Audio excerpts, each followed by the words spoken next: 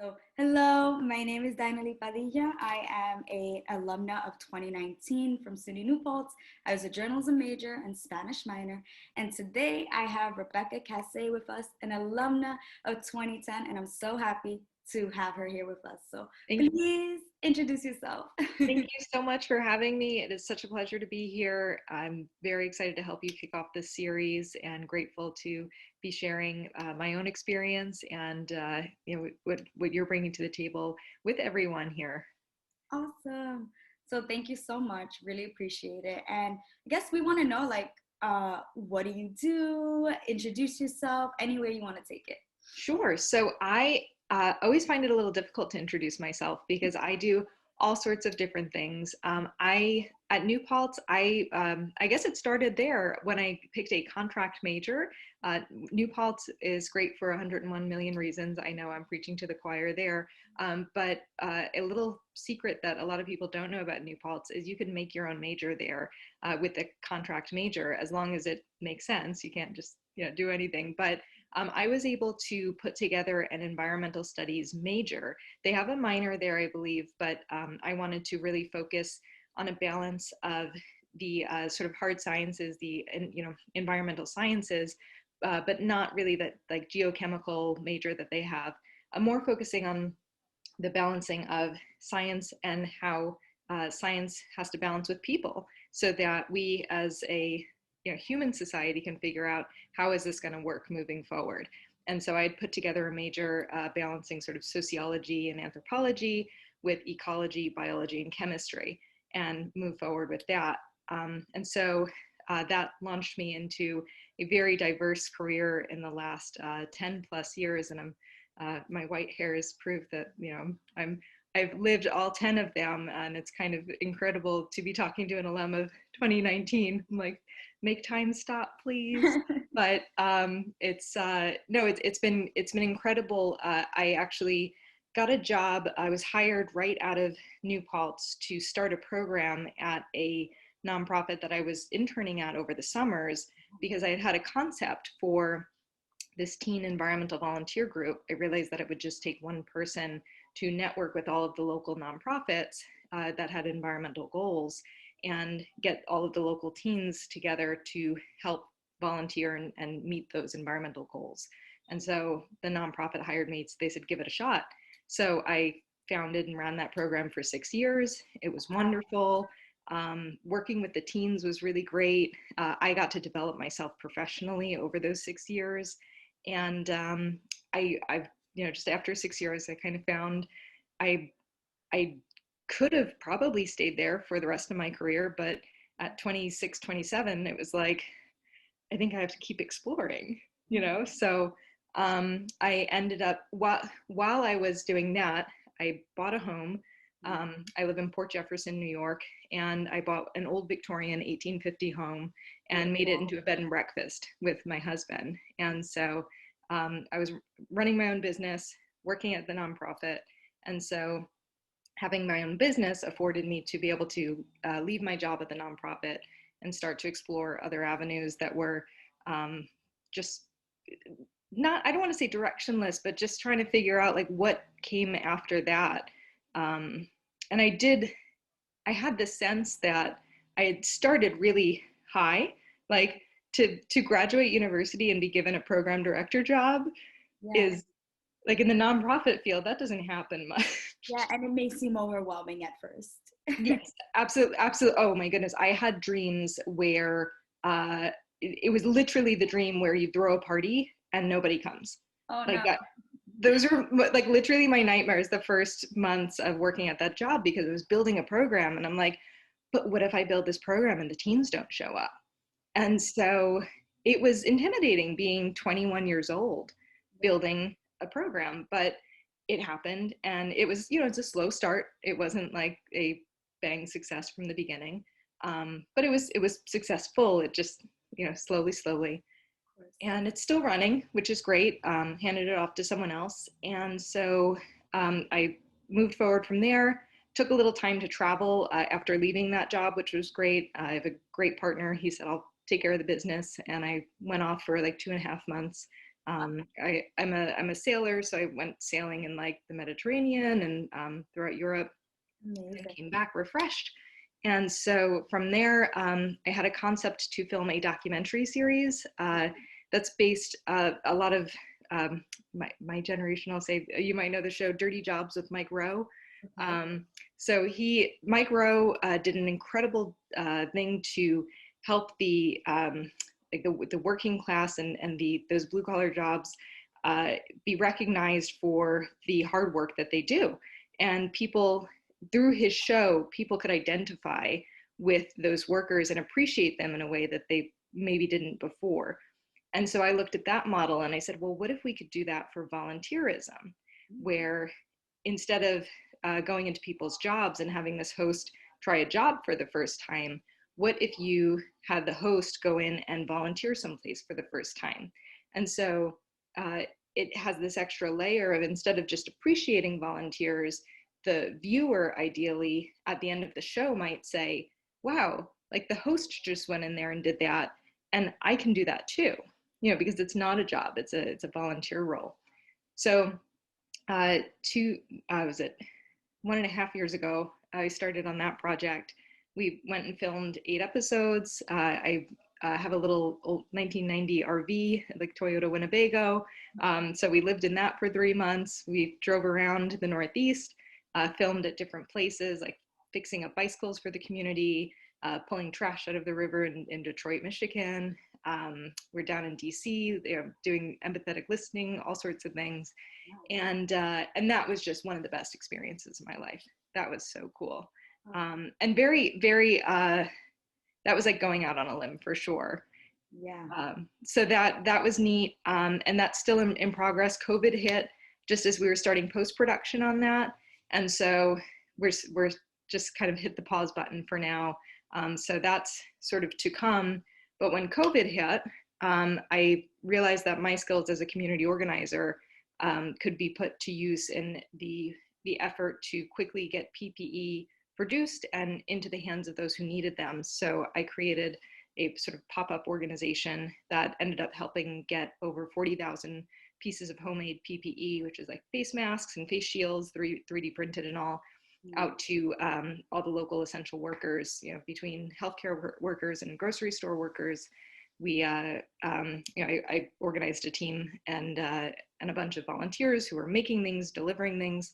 So we got over 40,000 pieces of PPE and comfort care items to folks between March and July. And then when that was done, there was a position opening up on my local, the village that I live in, the Board of Trustees. And so I ran for election, and I am now an elected political figure in my town. So that's what I've been up to.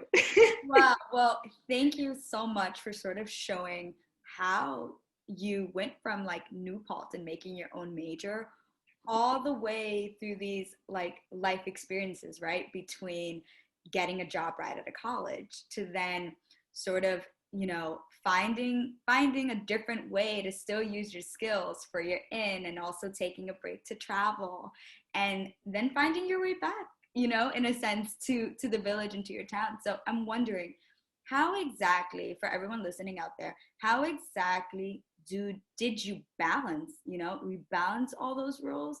And at the same time, how did you find yourself going from one role to the next and still feeling, like you mentioned, sort of refreshed and in some ways recentered? So I definitely want to get a sense of that. Any advice that you have out there to sort of do that? Yeah, no, and that's a fantastic question, because I did it really poorly in the beginning, like absolutely terribly. And I think that's something that is a consistent, just like relationships always need work, and like self-care always needs work. You don't do it and it's done. Balancing all of your obligations in life, and whether it's personal or career, it's something that you always need to be checking in on. And I think coming out of university, I often had found success with things in New Paltz. Right out of university, I was finding success with things, and I did not know my limits, and I found them. But I found them in a way that was pretty difficult to come up against, because I became a member of the board of the local native plant initiative.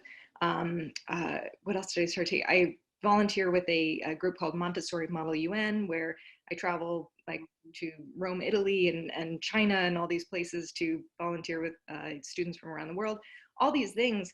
And every time I'm juggling and then like throw another ball into it, I'm sweating, and it's just like, okay, like what? And I found that I wasn't enjoying anything. And I was just anxious about everything. I wasn't doing anything well at some point. And I was still at the nonprofit. I was running my own business, trying to volunteer with like 8 different things. And I'm trying to keep a smile on the whole time. And there was a point where I just I really had to take a step back and assess and say, listen, I'm not doing anything well. So it's kind of like you only have so much, you have like one pie, you got to cut it up a certain way. Yeah. And so like, you got to give something up. You got to give something or a couple of things up. And so I ended up, like stepping down from a board and sort of refocusing energy here and asking my partner to take on a little bit more work at the business and, doing things. And that's part of the reason I looked at even my job and said, this has been a really great experience, but I find myself looking at the horizon more. Like my heart isn't here anymore. And it was so hard because that job, it was like, we were like the spoiled rich kid in nonprofits. It's a personal foundation. And so I had great health insurance. I had a 401k. I had that job wasn't going anywhere. And so to leave that job was such like a heartbreaking decision for me. I loved the kids. I loved so much about it. But sometimes you have to take a step back and be honest with yourself and say, I can't do everything. That doesn't make me less of an amazing person. It actually makes you a better person, both to yourself and to everyone you're trying to help, to focus your energies and then carry it out. And it's an ugly process. Like it sucks. I'm not, but it's worth it.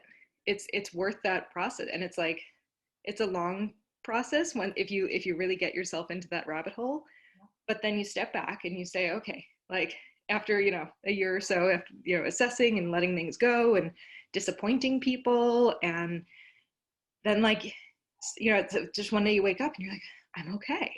And everything's okay. And I feel good about the things that I'm doing. And I feel joy again in what I'm doing. And I feel like everything, like things are correct. I'm on the right track. So yeah, there's especially if you're on an unconventional path, you're gonna have I won't even use the word moments. You're gonna have stretches where you feel like you're caught in the bramble and you're like, what the heck am I doing?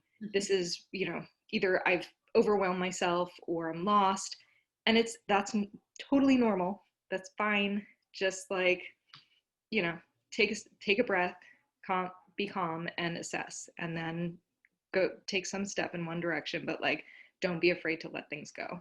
Seriously, I mean, that is an amazing explanation, because I feel like especially amid the pandemic, so many people need to hear, okay, is this still bringing me joy? Am I still happy? Am I putting my energies where I also think my talents are?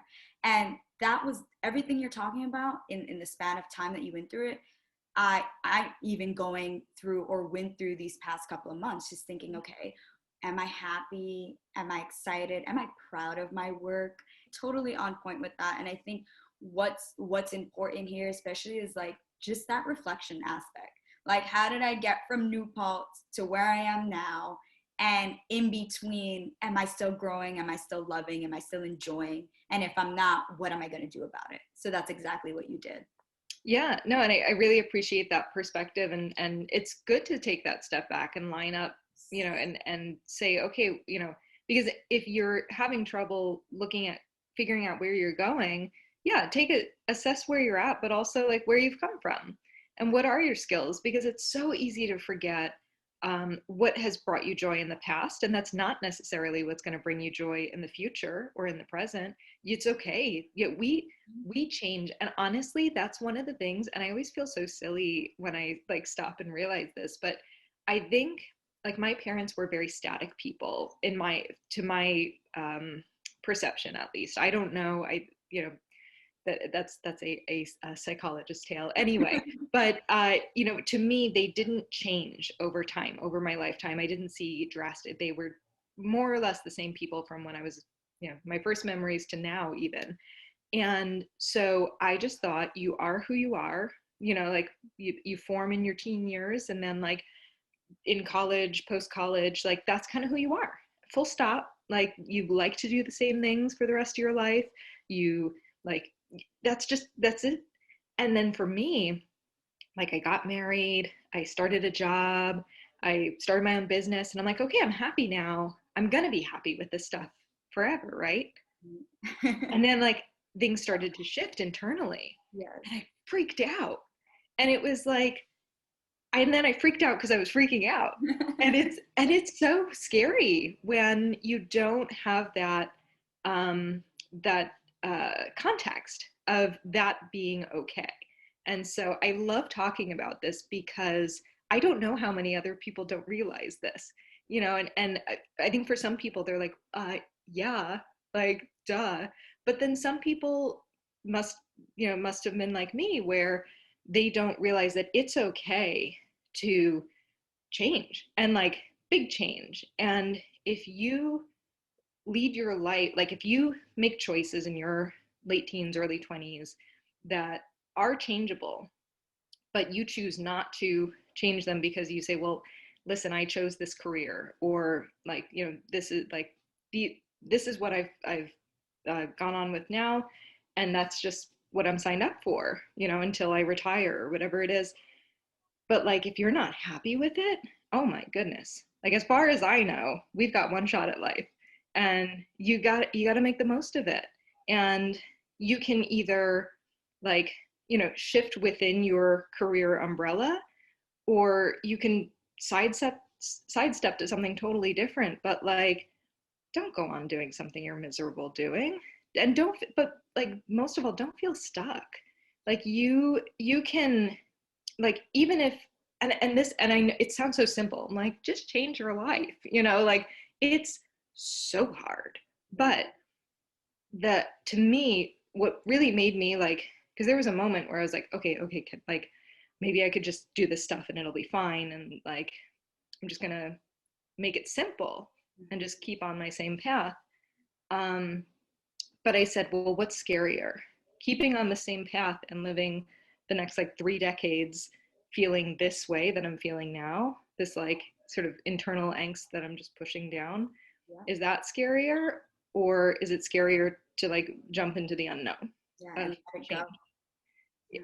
And like I decided it was scarier to try to like sit on my feelings, because what could be worse than knowing, like being sure that you're not happy with what you're doing?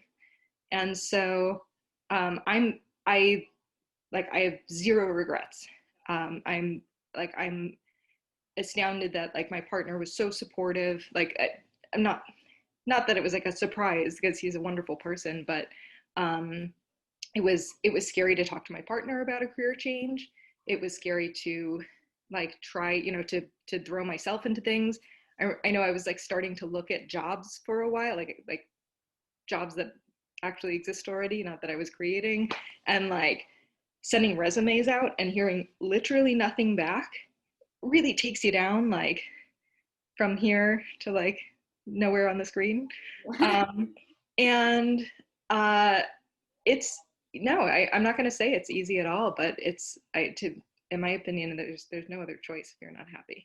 Yeah, absolutely. I mean, I really have no follow-up on that. Like everything you said, people just like just take it in, right? First you take it in, and then you see, okay, what there that Rebecca said is gonna help me. Because definitely, like she said, if you're not happy doing something, then you have to learn how to get out of it and what you're gonna do next afterwards.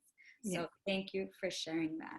And speaking of like all those, golden nuggets in just terms of like life advice, how did New Paltz sort of help you in some ways make those decisions or know you had to make those decisions? Is there anything in your New Paltz experience or skill set that like helped you get to those points as an adult to make those very hard decisions?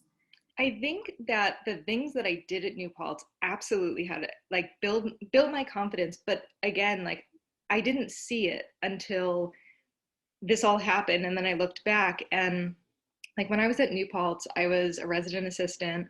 I worked 20 hours a week on top of being a resident assistant. I always had to like get permission to take an extra course. I graduated a year early, having come in with some credits, taking summer courses. And so my schedule was always packed. And so that was a me choice.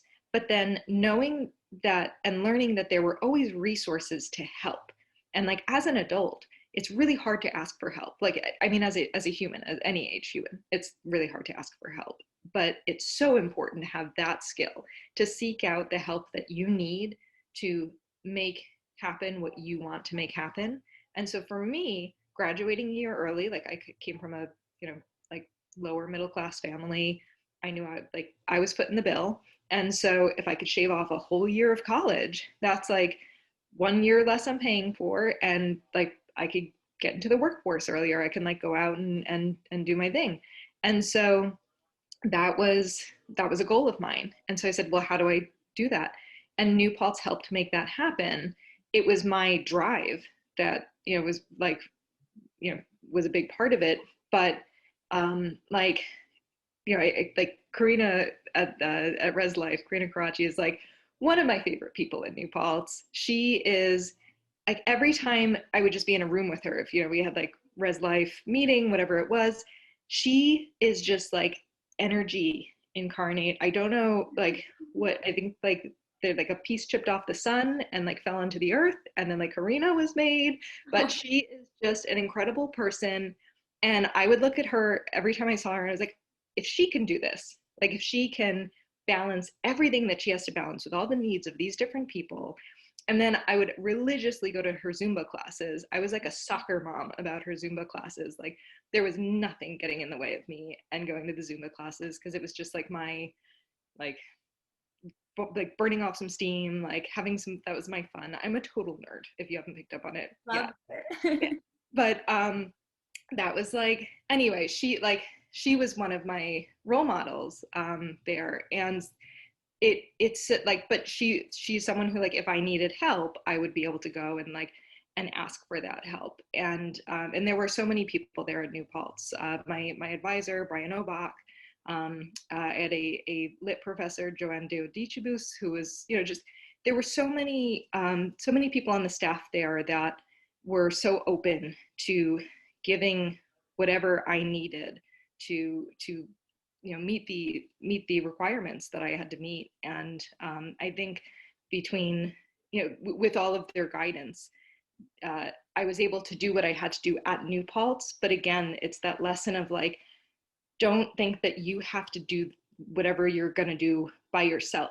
Like I have learned that like there's a nonprofit called SCORE, and it's literally a nonprofit that's just a bunch of professionals of sorts, and you, me, anybody can go on and connect with a professional, look through their network, connect with whoever is the most appropriate, and have a series of calls, whatever's like, however much is appropriate, to help get your business idea off the ground, or if you have a small business, to help improve. So if you want to like improve marketing, if you want to improve your like journalism skills, whatever it is, you just go on SCORE's website and you find someone who has those skills. And there's people volunteering who have, maybe they've retired from that field or whatever it is.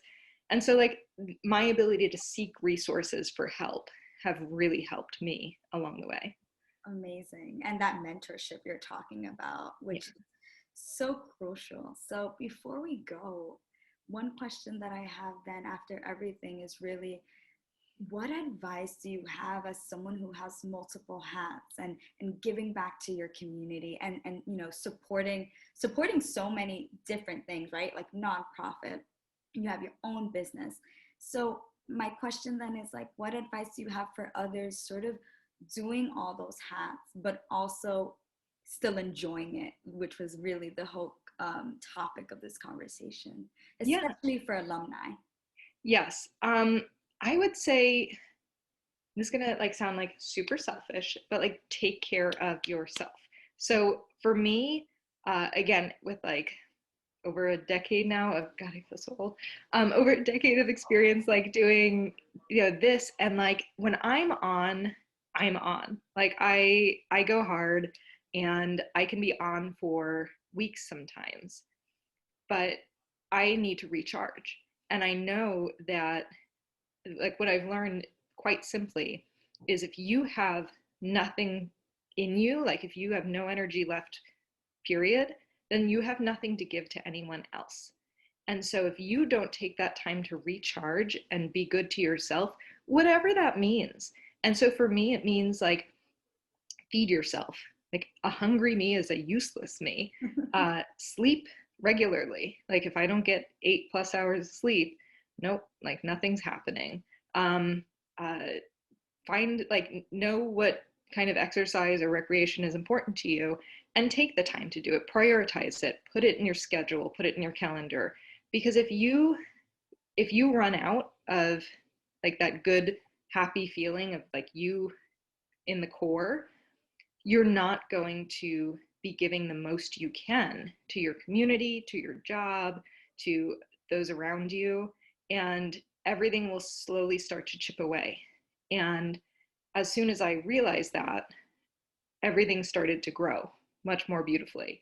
And I've been able to, even through like in March when we started the pop-up organization, and I was really going like 14 hours a day working with this like volunteer team of admins, and it was like the Amazon warehouse in my living room with different materials coming in and packaging things and going out, and it was exhausting, but still I like, again, my partner was really good. He would do most of the cooking, but we'd like sit and take time to like, okay, we're putting that aside and we're doing something for us now. We play a game of cards or do something, because if you don't do that, you're gonna burn out and nothing's gonna feel good and you're not gonna have anything to give to anyone else. But on the inverse, if you do stuff for yourself in moderation, like, do for yourself, and then you're gonna be able to be that person that you want to be for other people. And again, like I'm someone who's like most of my calendar is just in the community doing stuff. It's very external, but there's still like there's selfish stuff in there, and it's necessary. So don't feel, selfish is not a bad word if you balance it. I was just gonna say, yeah, like don't think of selfishness as something negative. Like at the end of the day, it's self-care. Word self is in there. Yes. So I appreciate that. But we could definitely keep going, but I appreciate your story so much. And, it was really wonderful to hear from you. And just for everyone out there, this is Rebecca Kassay, alumna of 2010. Thank you. I'm gonna hang on.